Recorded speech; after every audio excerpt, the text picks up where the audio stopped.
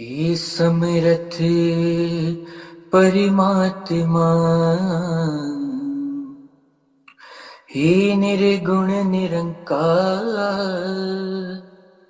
तू करता है जगत का, तू सबका आधार। कण कण में है बस रहा तेरा रूप अपार। तीन काल है सत्य तू, मिथ्या है संसार। घट घट वासी हे प्रभु, अविनाशी करता। दया से तेरी हो सभी, भव सागर से पार। निराकार साकार तू, जग के पालनहार। है बेअंत महिमा तेरी, दाता अपरंपार।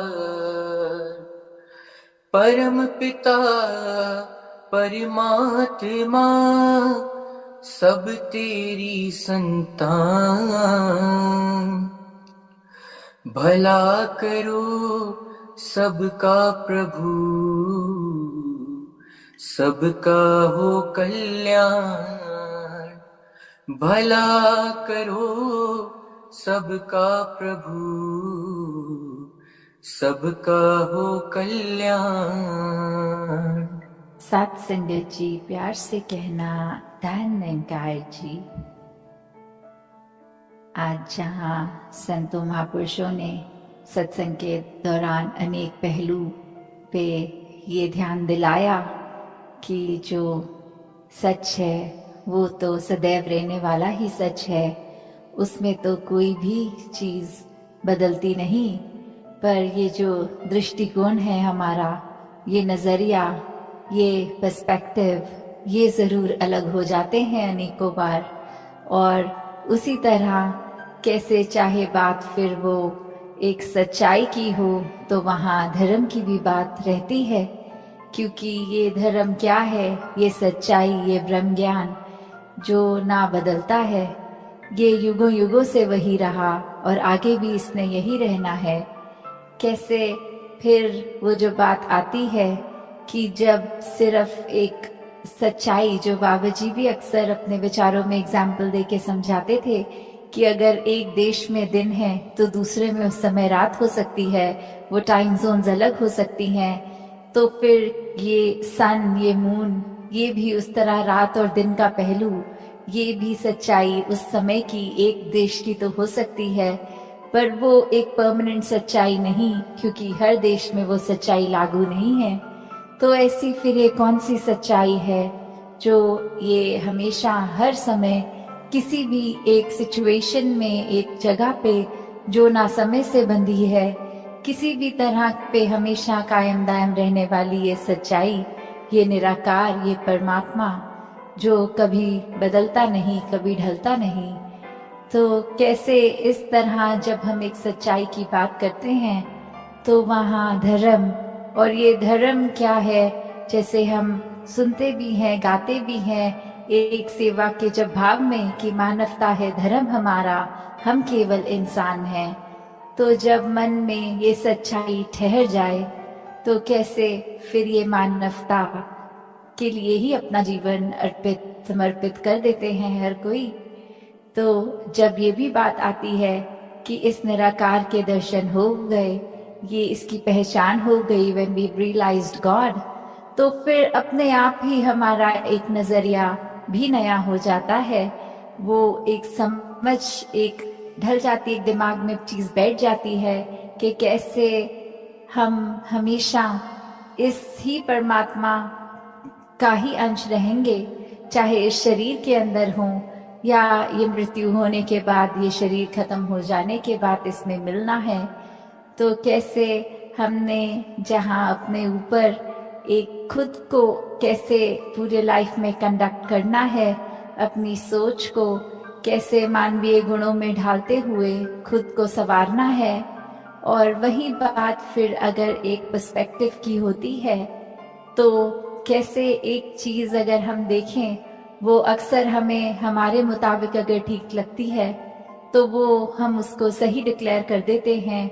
और अगर एक कॉन्वर्सेशन भी कर रहे हो, किसी से बात भी कर रहे हो, और दूसरा अगर उसी में कोई फर्क अलग सी बात करे कि बोले कि आप जो कह रहे हैं वो आपके पॉइंट ऑफ व्यू से ठीक है, पर अकॉर्डिंग टू मी, मेरे अनुसार ऐसा होना चाहिए, और वो अपनी बात को किसी और ढंग से फिर एक नए एंगल से पेश करते हैं, तो कैसे फिर एक मन वही हमारा व्याकुल कि किसी तरह बस हम ये अब प्रूव करें कि हमारी बात, हमारा नजरिया ही इम्पोर्टेंट है, दूसरे का नहीं।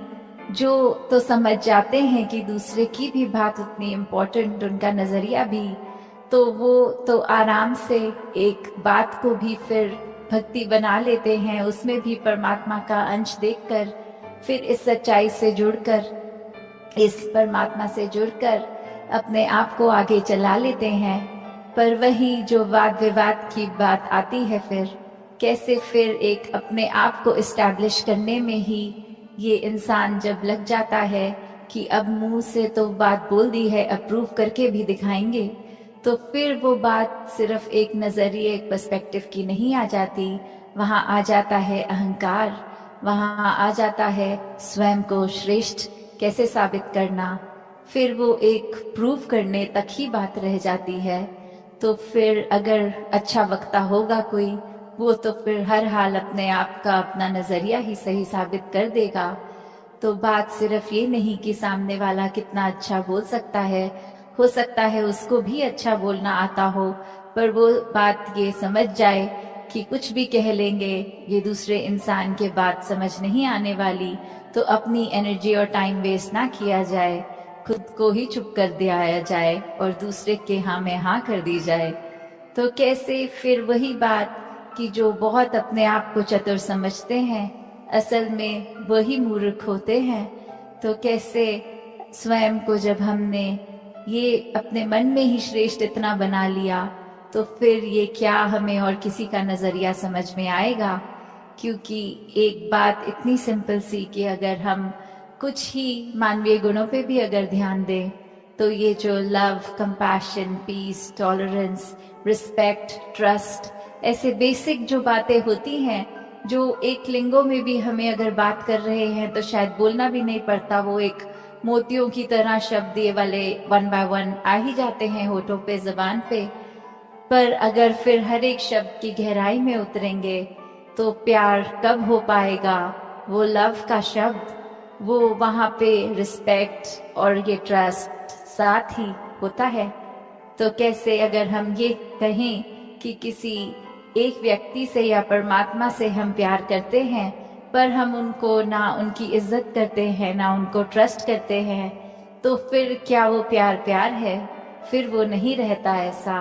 और वहीं अगर दूसरा पहलू भी देखें कि अगर हम किसी की इज्जत करते हैं, क्या उसके लिए हमारे मन में हमदर्दी नहीं होगी? क्या उस इंसान के प्रति एक हमारे मन में हमेशा ऐसी इच्छा कि हमेशा उसके ऊपर ही भरोसा करने का ये अंदर से दिल करता है? और कितनी बारी फिर ऐसा संसार में भी हम देखते हैं कि सब बोलते हैं कि हमारे साथ तो हमेशा बुरा होता आया है, पर एक सर्टेन इंसान ये जब जीवन में आया तो जीवन बदल गया, हमें भी वो प्यार का एहसास हुआ, वो एक ट्रस्ट का एहसास हुआ। तो कैसे फिर हर एक में हम में वो पोटेंशियल है कि हम पूरे संसार में प्यार बांट सकें। हम सब में वो एक है निरंकार द्वारा दी गई ये जिस भाव से हम दूसरे के साथ पेश आते हैं, तो हमें जहाँ निरंकार का किया गया हर पल, हर एक जीवन में घटती हुई चीज ये डिसीजन सर आंखों पे खुशी खुशी रखना है, वहीं एक अपनी सोझी जो परमात्मा ने दी है उसमें भी हमें खुद को किस तरह एक ढालना है कि हर एक के काम आ सकें। अपने दिल को इतना साफ बनाना है कि फिर चाहे एक वो दिल हो या आईना, फर्क नहीं होना चाहिए। ये अंदर बाहर से कैसे हैं वो एक रस वाली बात, ये दिल दिमाग में ये फर्क ना होने वाली बात। तो दासी अब घड़ी देख रही है और इससे ज्यादा कुछ और बोल नहीं पाएगी। इन्हीं शब्दों से आज्ञा लेके यही कामना कि हर कोई सेवा सिमरन सत्संग करता चला जाए और अपने आप को इस निराकार का ही बना ले पूरी तरह। चाहे वो शरीर तो सेवा कर सकता है, पर मेन बात कि वो मन भी सेवा करे। वो शरीर तो सत्संग अटेंड कर सकता है और कानों में अच्छी बातें डाल सकता है, पर वो मन सच्ची बातें स्वीकार करके उन पर चल सके। ये जो सिमरन भी है ये भी अपने आप में सिर्फ शब्द ना रह जाए, पर अपने आप को सच में इस निरंकार से जोड़ने का ही इसका प्रयोग किया जाए। दातार सभी पे कृपा करे। साथ संगत जी, ध्यान निरंकार जी। साथ संगत जी, अब हम सभी सिमरन ध्वनि में शामिल होंगे।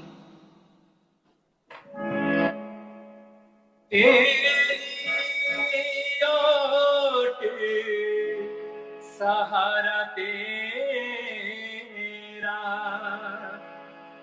तन मन भोले घुमावा, कहे अवतार तेरे ही दाता, दिन राती गुण गावा, कहे अवतार तेरे ही दाता, दिन राती गुण गावा। एक तू ही निरंकार, एक तू ही निरंकार, तू ही निरंकार, एक तू ही निरंकार। मैं हाँ सदा पुलनहार, मैं हाँ सदा पुलनहार, तू है दाता बख्शनहार, तू है दाता बख्शनहार।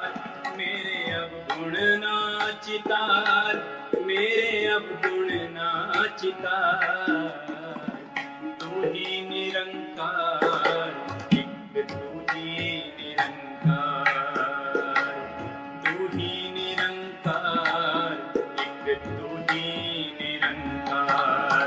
तेरा रूप है ये संसार, तेरा रूप है ये संसार, सबदा भला करो करतार, सबदा भला करो करतार।